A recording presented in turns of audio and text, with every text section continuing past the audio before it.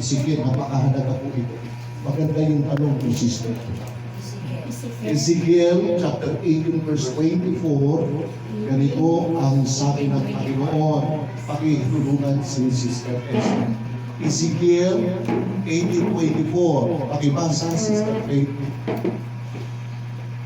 Ngunit, pagka ang matuwid ay humiwalay sa kanyang katuwiran at gumawa ng kasamaan at gumawa ng ayon sa lahat na kasuklam-suklam na ginagawa ng masamang tao, mabubuhay baga siya, walang aalalahanin sa kanyang mga matuwid na gawa na kanyang ginawa, sa kanyang pagsasalansang na kanyang isinalansang, at sa kanyang kasalanan na kanyang ipinagkasala, sa mga yaon mamamatay siya.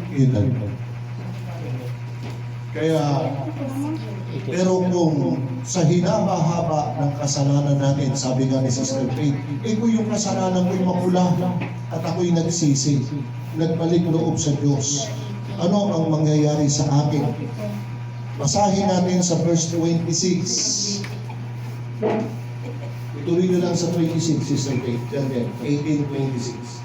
Sapagkat ang matuwid ay humiwalay sa kanyang katuwiran at gumawa ng kasamaan at kinamatayan, sa kasamaan ng kanyang nagawa ay mamamatay siya. Ituloy pa natin. Tuloy natin, 27. Muli, pagka ang masama ay humiwalay sa kanyang kasamaan na kanyang nagawa at gumawa ng tapat at matuwid, kaniyang ililigtas na buhay ang kanyang kaluluwa. Amen. Kita nyo? Kalilimutan na ng Diyos. Ano man yung ating no?